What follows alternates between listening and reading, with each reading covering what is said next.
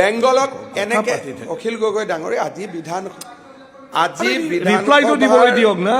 আজি কি ডিষ্টাৰ্ব কৰি থাকে বাবা, ডিষ্টাৰ্ব কৰি থাকে। আপুনি নিয়ম নহয়, নিয়ম নহয়।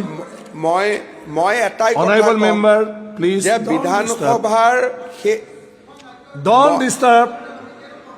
মই বহুত ওপৰত আহিলো, আপোনাক মই ক'লে আমি 22লৈকে আহিলো। প্লিজ ৰিপ্লাইটো দিবলৈ দিয়ক, আপোনাক কুৱেশ্যন কৰিবলৈ উই দিয়ক। R growing constantly. আপোনাক মই এটা নোট আজি ৰাতি দি দিম, যোৱা 5 বছৰত আমি কিমান আগবাঢ়িছো। আপুনি বহক, আপুনি বহক, আপুনি বহক। মাননীয় অধ্যক্ষ মহোদয়, বিধানসভাৰ শেষ দিনটোত এইবিলাক নকৰে মানুহে। আজি ভালো নাপাব, সকলোৱে বিদায় লোৱাৰ মুহূৰ্তত আছে।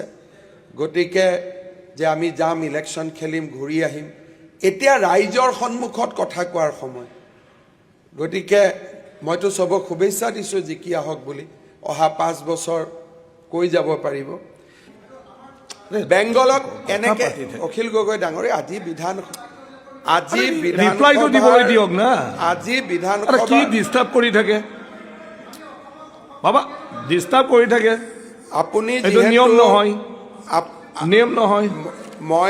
মই এটাই অনাৰেবল মেম্বাৰ প্লিজ, যে বিধানসভাৰ ডন্ট ডিষ্টাৰ্ব। মই বহুত ওপৰত আহিলো, আপোনাক মই ক'লে আমি 22লৈকে আহিলো। প্লিজ ৰিপ্লাইটো দিবলৈ দিয়ক, আপোনাক কুৱেশ্যন কৰিবলৈ উই দিয়ক। R growing constantly. আপোনাক মই এটা নোট আজি ৰাতি দি দিম, যোৱা 5 বছৰত আমি কিমান আগবাঢ়িছো। আপুনি বহক, আপুনি বহক, আপুনি বহক। মাননীয় অধ্যক্ষ মহোদয়, বিধানসভাৰ শেষ দিনটোত এইবিলাক নকৰে মানুহে। আজি ভালো নাপাব, সকলোৱে বিদায় লোৱাৰ মুহূৰ্তত আছে।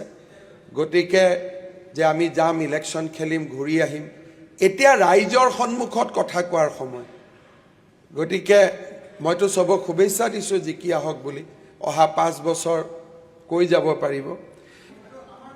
বেংগলক এনেকে অখিল গগৈ ডাঙৰীয়া আজি ৰিপ্লাইটো দিবলৈ দিয়ক না।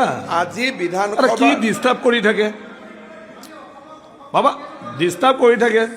আপুনি নিয়ম নহয়, নিয়ম নহয়। মই এটাই অনাৰেবল মেম্বাৰ প্লিজ, যে বিধানসভাৰ ডন্ট ডিষ্টাৰ্ব। মই বহুত ওপৰত আহিলো, আপোনাক মই ক'লে আমি 22লৈকে আহিলো। প্লিজ ৰিপ্লাইটো দিবলৈ দিয়ক, আপোনাক কুৱেশ্যন কৰিবলৈ উই আৰ দিয়ক। Growing constantly. আপোনাক মই এটা নোট আজি ৰাতি দি দিম, যোৱা 5 বছৰত আমি কিমান আগবাঢ়িছো। আপুনি বহক, আপুনি বহক, আপুনি বহক। মাননীয় অধ্যক্ষ মহোদয়, বিধানসভাৰ শেষ দিনটোত এইবিলাক নকৰে মানুহে।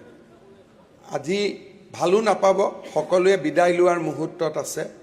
গতিকে যে আমি যাম, ইলেকশ্যন খেলিম, ঘূৰি আহিম, এতিয়া ৰাইজৰ সন্মুখত কথা কোৱাৰ সময়। গতিকে মইতো চবক শুভেচ্ছা দিছোঁ জিকি আহক বুলি, অহা 5 বছৰ কৈ যাব পাৰিব।